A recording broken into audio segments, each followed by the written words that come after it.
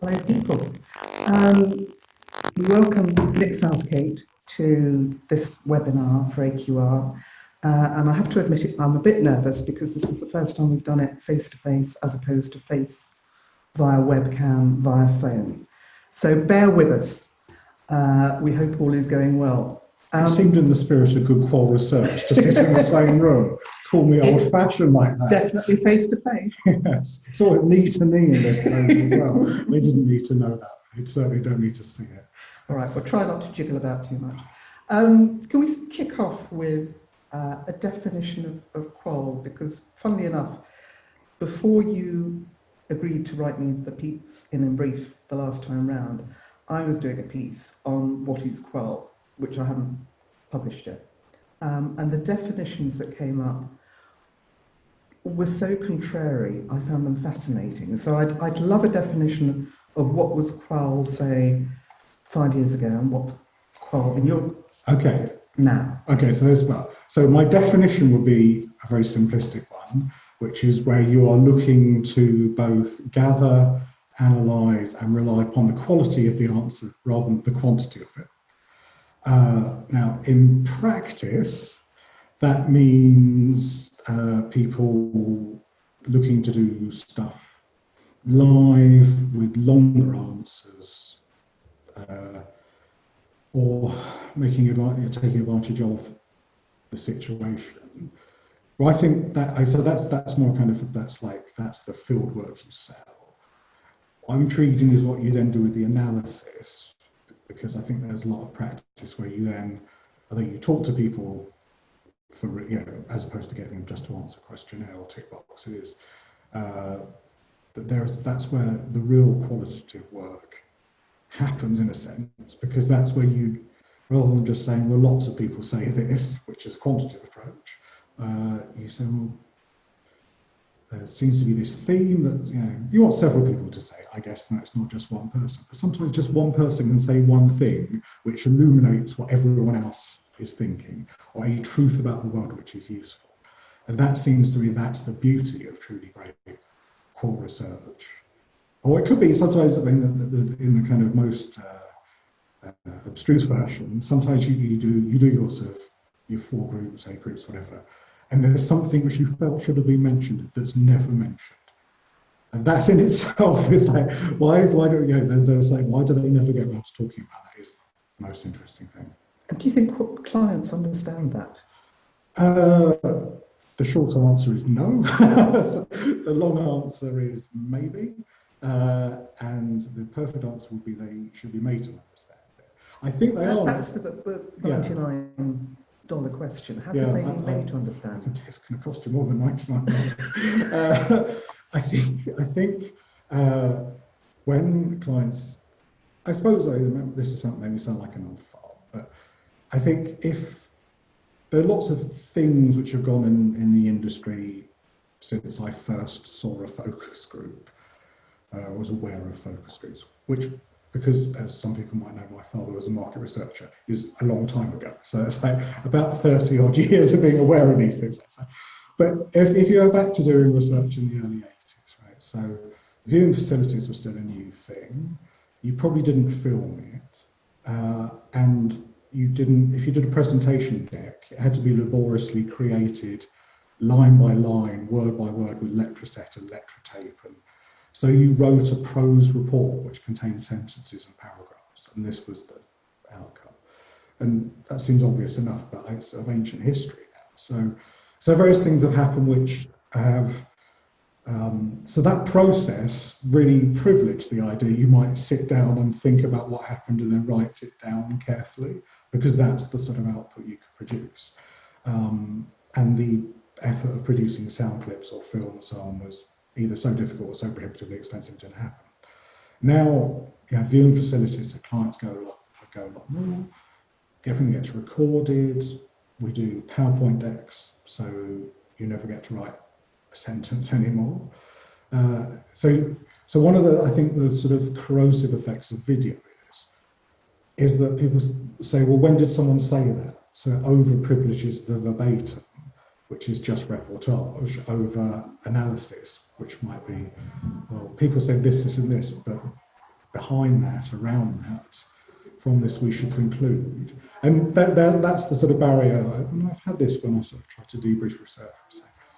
I think this is the conclusion. This is what they're saying. Someone say, "Show me someone saying it." It's like, well, no one's actually going to say it. But that's what they're thinking. That's what's driving them. And toughie. Yeah, a toughie. And I think once you start to say to people, okay, we thought about this, and these are patterns rather than. We're not just observing patterns, but we're saying, well, because with this series of assumptions and what we've observed, there is a greater pattern or something going on, which is of interest, and we can then influence. Then that becomes far more, ultimately it's more actionable. So, and I think, no one's going to, I don't think, rush to disagree with me here, but when QUAL just becomes reportage, then it doesn't function as well as it should. Everyone knows that.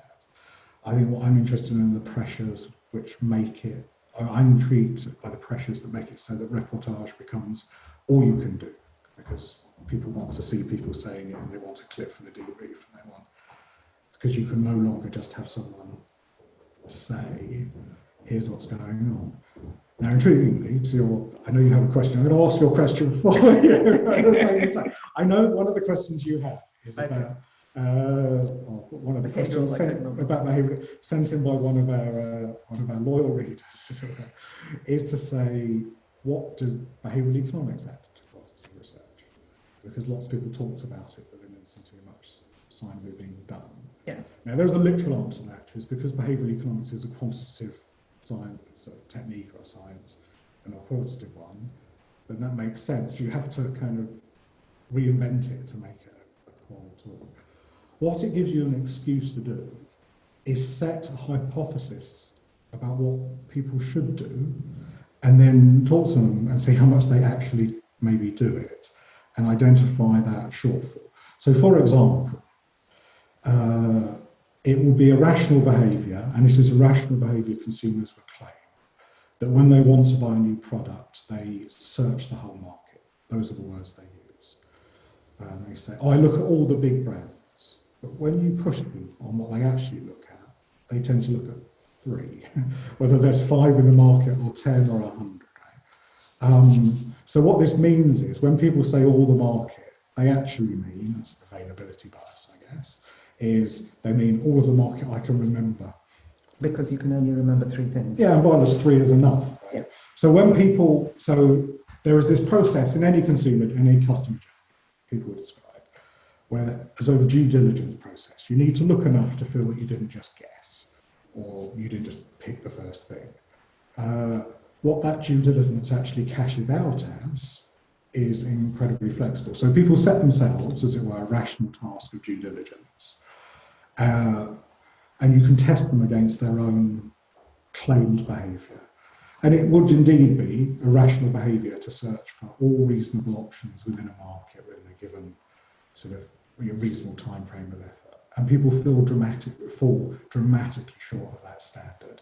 And it's their own declared standard, and it'd be a reasonable standard. So you go into it thinking, well, we have this sort of hypothesis about how they should behave, which is back to what they claim to do, and maybe that's coming through in other trackers or whatever. Do they suddenly switch midway anyway? And in what sense? Claim to do something, and then suddenly think halfway through answering something, well, maybe I don't. Maybe I do something completely different. Oh, that's yes. And so if you challenge people, this is the point. This is, I suppose, touching a few things. So, is when you've written your discussion guide, how much do you stick to it? Or how much do you see a discussion guide with a series of questions to be asked? And how much do you think, well, I'm going to start a discussion and see what they say, and then try saying something else to get them to say something different? Now, I'm interested in the latter. Really. I think the sort of behavioural approach, because that behavioural approach says you're not looking to dig up deep motivations. You're just seeing that if you ask the question one way, what people do. Now, I think, so to keep with the example of how many outlets, retailers, brands people claim to look at before they make a decision. If you say to people, oh, well, you named 3 brands there, but you said you looked at all of them, and I think we know from what other people have said in the group, or I've got a list here of the top 10 brands in the UK, right? All of these do millions of pounds of business, so you don't look at any of those. And then they tell you a story about why they wouldn't look at those, because that's consistent with what they say. So then you have to wonder, and this is where the analysis comes in, are they just saying they didn't look at those to be consistent? So they construct a reason to justify their answer. Or, and again, because you've looked at the behavioral economic stuff, you have a hypothesis going in, that people actually make decisions not by seeking to include things, but by seeking to exclude things. Admit them. Yeah. The quicker you can say that I'm not, so people go, oh, no, I really want cheap flights to Corfu. Right, so, and they look, but so you didn't look at Ryanair. They said, well, when I said cheap flights, yeah, I wasn't cheap flights and cheap flights. Yeah, exactly. So they go, yeah, I really want cheap flights, except if it means going on Ryanair, leaving from Luton, having to do this. Right? There's a whole, so they exclude anything. Some stuff goes off. And this is if you're working, say, at the IPA, we did a lot of work with Birmingham Airport and their then CEO, Paul Keogh. And that was really interesting because for a lot of people, Birmingham Airport is nearer than the London airports. And even if you're in London, it's in fact only about 10 minutes further. Like if you get a quick train through from Euston to Birmingham Airport, International Airport Station, there's a little thing that goes there. I mean, from my house to there, it's only about another 15 minutes to Birmingham. It is to Heathrow, like on a good day, sort of thing. So it really should be part. But I never ever think I'll check to see if there's a flight from Birmingham, and that's like only in extremes for I think to do that way. But interesting, say something like Skyscanner would be putting in Stansted and Luton. It's like I'd rather walk than go by Stansted. So there's this kind of thing where. So from the point of view of like, if you're trying to get your brand, in this case, an airport in there, say, well, how can I redefine Birmingham as a London airport for certain people, or persuade them to put the decision down? So now you cannot, I mean, there's this balance between in an interview or a group, you're provoking a series of responses by asking questions. So the idea that you're uncovering the natural state of the world is, I think, a fallacy. What you're doing is finding out what you can get people to say. And the trick, the real analysis comes in saying, well, when they said this and I said this and they said this back, this sort of call and response thing, how much were they just being prodded? And how much is it what they really do? And how much have we learned the rules with which they decide what to say next in this game? And how much is the skill of the moderator? And how much is the skill of the moderator? Yes. And I think I've always, a lot of the stuff I do these days, so I work as a kind of behavioural economist overlay. So I don't actually get to moderate the group, much to my frustration, because I rather like doing it when I'm allowed. But I sit in the back room and watch someone else moderate it. So. And if I'm working with a moderator I really like, it means that they think of the same question as me to ask. And if it's someone or they're the ones I really enjoy, they just don't think of that. And I think that is the skill of being a good moderator. I think it's a dynamic thing. Is if people put together a series, essentially as you question people, they start to put together their own hypothesis about how they are doing something. And if there is a contradiction in those, I think it's fair to push on that. Or she's interesting to push on that, and then work out what happens. Well, presumably that's what you're paid for. Well, I think. Sorry, not you, but qualitative research. But I think I know the reasons that doesn't happen. One, people have got such a long guide, they need to stick to the guide. So if they go off, they weren't going to get through all of it anyway. So if they go off piste, it's never going to happen. And there's a lot to be said for agreeing in a perfect world. When I moderate things, what I try to agree is a series of topics to be covered, but the actual order in which they're done, the questions to be asked, is not agreed with the client. Yeah. That is not to say I don't write a discussion guide. When I write a discussion guide, I write a ridiculously long discussion guide because I'm writing questions I want to ask, and then I'm thinking about what they might say, and I'm thinking what I might say in response to that. So it's all, and then I never look at it.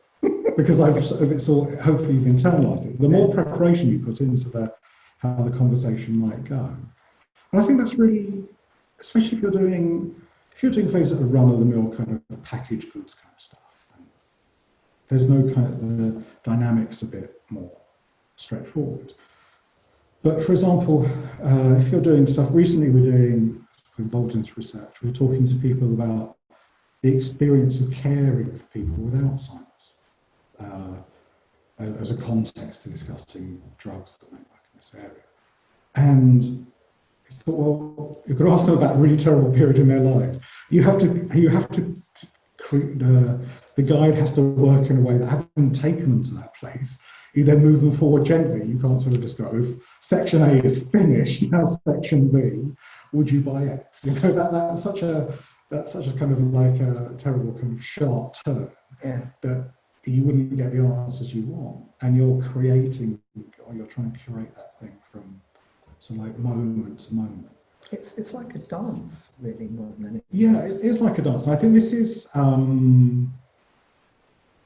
the true benefit. So and this is, I know in our next webinar, I'll be interviewing Nick Chater about his book, The Mind is Flat. And I find myself in profound agreement with Nick on a lot of things. Really? Yeah, and I don't hold to a depth psychology. I don't particularly think people have hidden depths. And I know that's sort of heretical for qual research because its roots are in Freudian analysis and the idea that people have these deep unconscious drivers which they can barely understand themselves and they sort of burst through. All of that I think is hocus. But what I do think is the interaction between one person and another is an incredibly precious and valuable resource. And that is completely lost in any technique where you don't sit with other people to talk to. Well, this goes back to the article that you did for me with 5 reasons why you think qual will survive. And one of them, I seem to remember, was AI is never going to be as good in isolation. When used in conjunction with qualitative research, well and good, but not in isolation. Yeah, so so this is the sort of analogy I say. If you talk to therapists of whatever stripe, they talk, in classic Freudian terms, it's transference and counter-transference. So the analyst will provoke in the anazand, is it? I always get that wrong. But between a feeling by their questions, and then there will be a feeling back how you feel about their feelings. And monitoring that is a big part of being a good therapist. And it's a big learning. And I think in some of the most interesting research I've been involved in running, that feeling in the room has been crucial to understanding it. So the best example I have of this is when I worked at Duckworth Finger at Waters, we pitched to do some work for Her Majesty's Revenue and Customs to persuade self-employed people to pay their national insurance. And it actually came down to finding people who they earn cash in hand money on the side and don't declare it. And if that's £100 a week, it's £5,000 a year, and that's enough for the taxman to care that you didn't declare it, for sure. So we've managed to quite easily find all of these people. The lights have gone out in here. Is that because we've sat too still? You still see us in the dark. It's like apologies. I might go and disappear and do that. I'll just ramble on like it's the 1970s. We need to light a candle. So. So we're doing these researches with people who dodge their tax, basically. And it's advertising concept research. And we're showing them a series of messages to say, this is why you will one day be caught, or what you're doing is wrong, or whatever. Now, what you find is anyone who's decided to dodge their tax, whatever you show to them, they tell you it makes no difference because they've adapted a view of the world where what they do is acceptable. It's unlikely to be detected. The taxman's got bigger fish to fry. Everybody else feels safe. It feels safe. So they think there's a social norm. They think there's a practicality that they're not, they're not the ones, right? So it doesn't matter what you show on the board. They say no. Right? But as we went through, what was the finding was how easy they found it to dismiss the ideas. So you put one up and you say, you're required to declare your tax. And they just go, oh, well, no one pays. Who does that? Who pays their tax? Right? No one pays their tax. No one on my, well, obviously not me, but I know this bloke. So there's basically a room full of builders who sign Mickey Mouse on the respondent sheet, right? So that's fine. You go. We got to one, and it said, just because you, basically the idea was, just because you didn't keep a record doesn't mean someone else did. So it was that someone might have given you cash, but they still put it in their books, or if they paid you by check, they wrote it in the stuff. And it was this idea that just because you think you've sort of erased it from the record, that doesn't mean it's gone. Right? And this was greeted with a lengthy silence as they had to process why they thought this wasn't true. Because ultimately, you can't really disavow that one. It's, oh, yeah, 20 years I've not paid any tax. Someone had written it down somewhere. And so, but also there's the silence in itself was a finding. I know it's the not people not saying, they're not being able to process, but also the I'd say the mood in the room turned to one of edgy violence because I just sort of brought this unpleasant thing into their work. Right? So even though they've been sworn to anonymity, we weren't recording it all this. They were going to lynch the messenger. No, but if you hadn't been in the room to get that feeling of someone having been caught out, you wouldn't have been able to recommend with such confidence that that was the winner. Right? Could technology in time pick up on something like that? To try to, well, okay. There's a philosopher I used to study, Derek Parfit, who talks about things which are merely impossible and things which are deeply impossible. So time travel is deeply impossible. It actually involves contravening the laws of physics. Right? A computer sufficiently powerful and intelligent enough to understand one person as another person understands them? Maybe. It's probably, in our lifetimes, no. Because it's more than body language. Yes, well, yes. Feel in the room. It's a feel in the room. And the feel in the room isn't just to do with what the respondent does. It's to do with how you react to that. Yeah.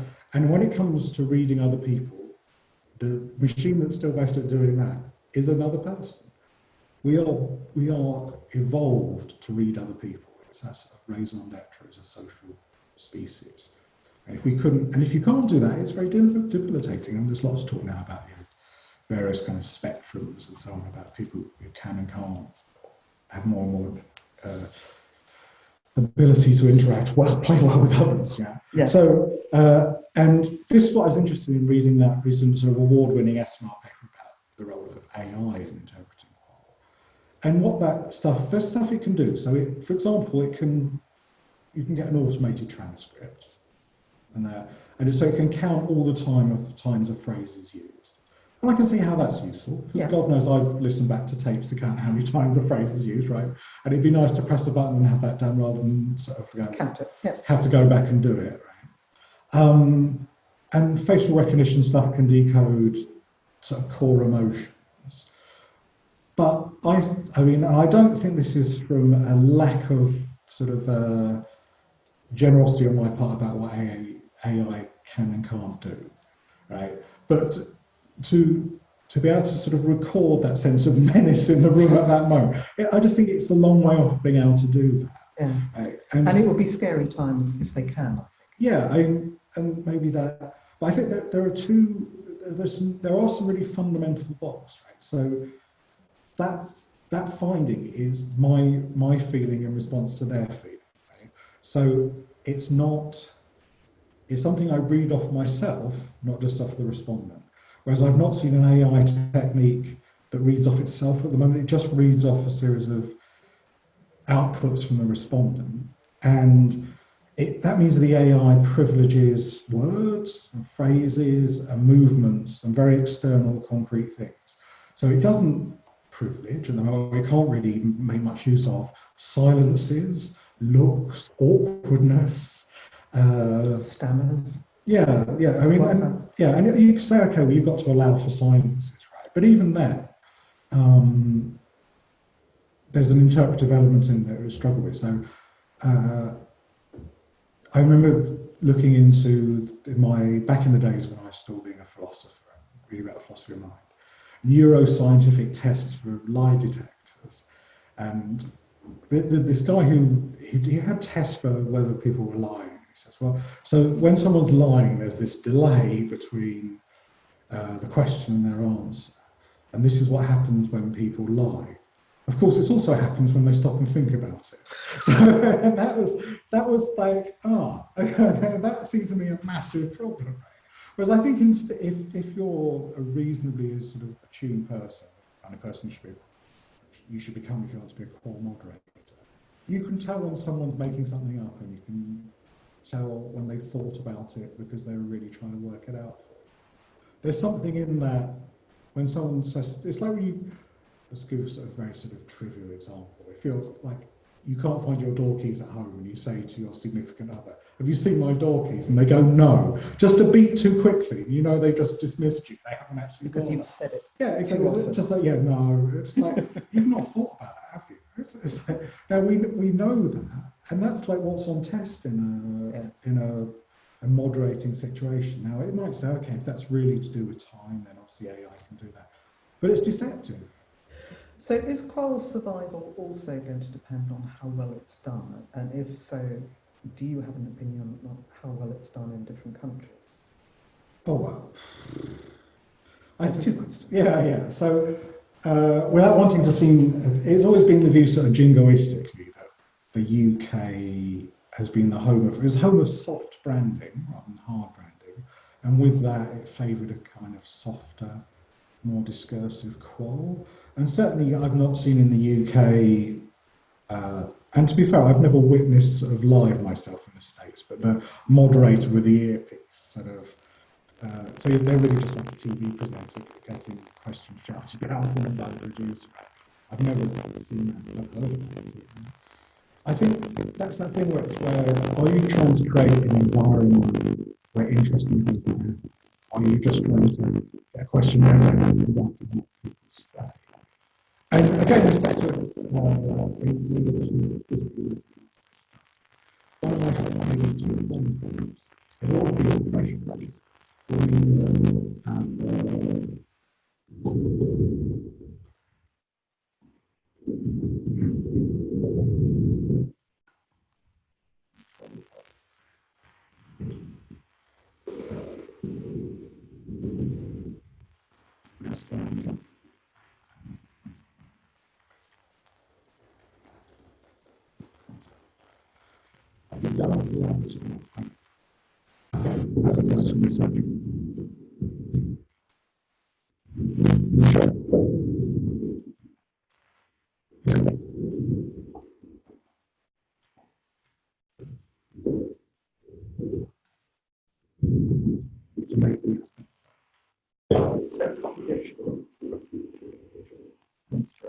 yeah, I mean, so it's a true thing. Not really just not before you go and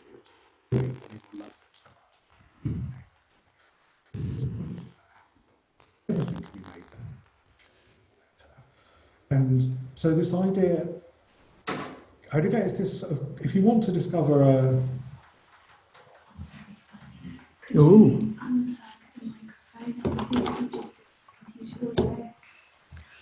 Okay. Got two. Has changed to built-in microphone will now be used. I'm hoping people can now hear us. Okay, maybe just backtrack about the 30 seconds. okay. Oh, and I'll let you know. all good now, people saying. Great. Oh, Sam Robinson. Hello, Sam. I don't know, I'm waving. It's not like you can wave that. That's very nice. Sorry about microphone. So I've been told to go about 30 seconds like I'm a Netflix episode and your mother rang. So where were we? Exactly, this is actually how the human brain works. It's not an So to do, okay, so I think this is, if you just want to know advertising, yeah. If you want to do stuff for information, then do quant research, right? Because the number of times people say stuff is information. If you want inspiration, do quant. And you can obviously do a mix, right? Obviously you can do a mix. And if you if you do enough groups, you've spoken to 80 people, 100 people, it's fine to add up or do a show of hands and add it all up. Not got a deep problem with that.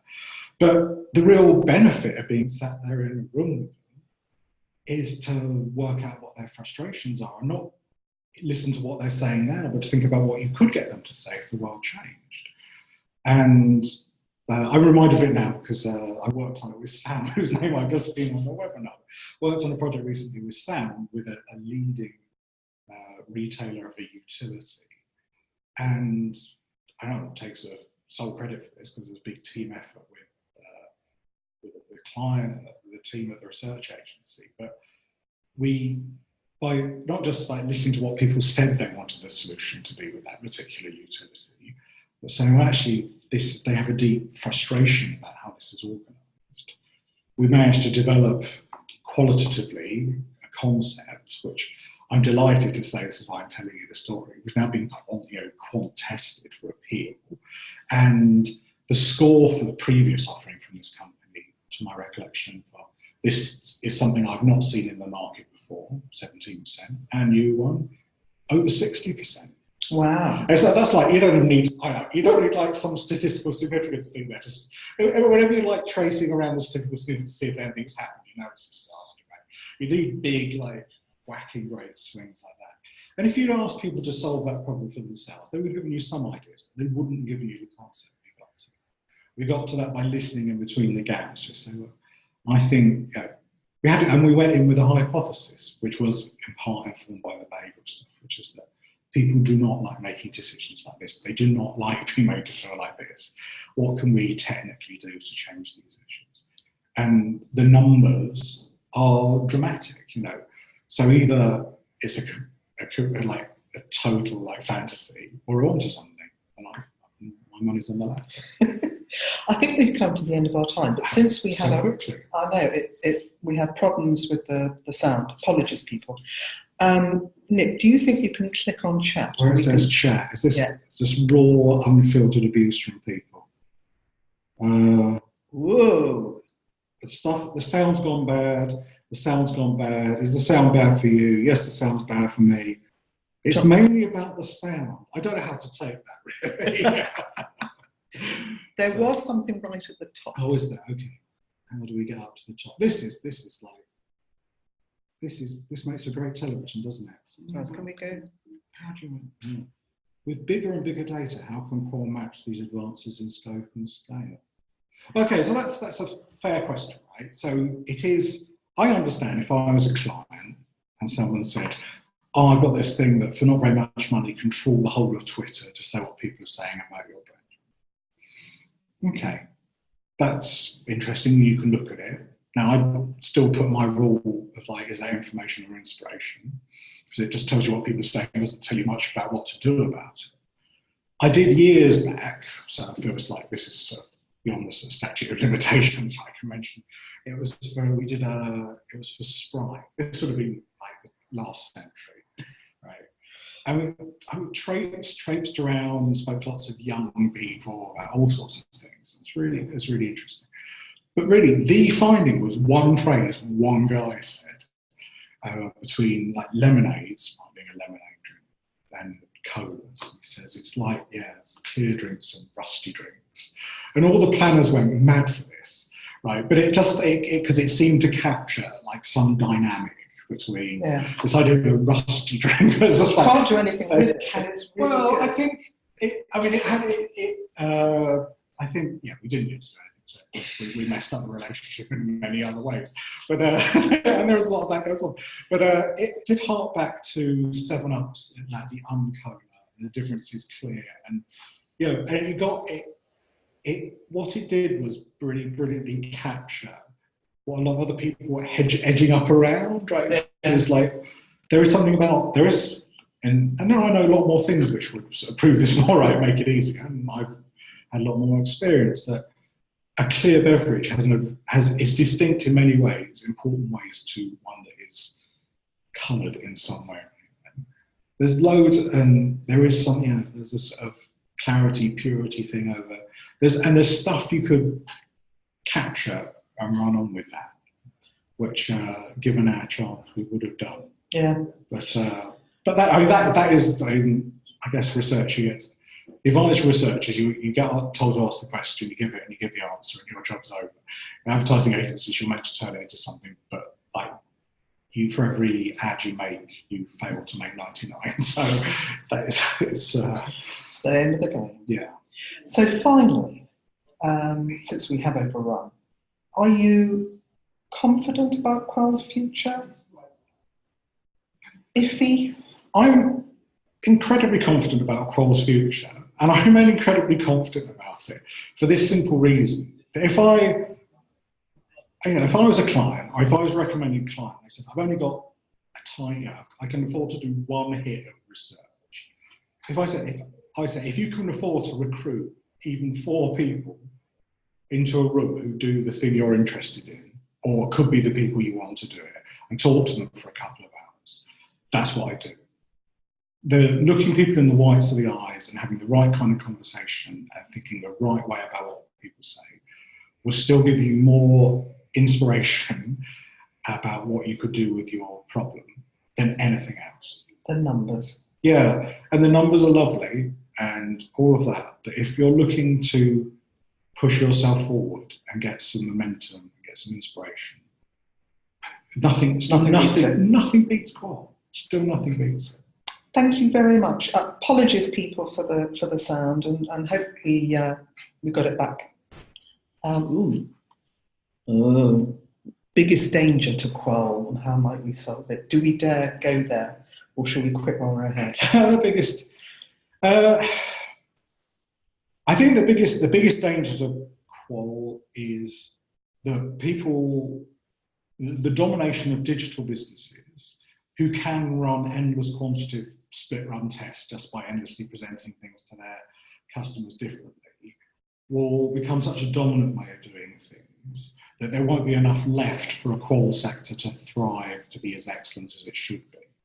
However, right, there are still huge parts of the economy which are based on things where you can't run split A/B tests all the time because there's just not enough volume in them, or consumers there's enough distance between each purchase in the cycle and so on, that people change enough that you can't really predict, or that things are more fluid. So I think there's, as part of the... Particularly in the service industry? Yeah, service industry, it's part of the confidence of the sort of digital revolution. When everything is just, this sort of build it quick, fail, build it, fail quick, fine, right? You can do that with a website.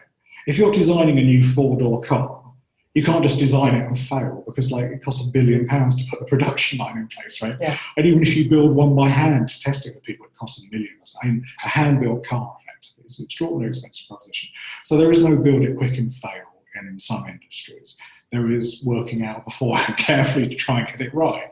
And all the time that remains the case, then there'll be a role for people who can get inside that and help people make more confident, guided predictions. Right, we will go now, honest. And Yes, thank you honest. very much. Well, thank you for having me. I look forward to the one in January. Well, hey, yes, look out for it. It's Nick with Nick, the Nick and Nick show. Now we'll have to see whether we can turn this off. Whoa, I'm still recording. We do it this way.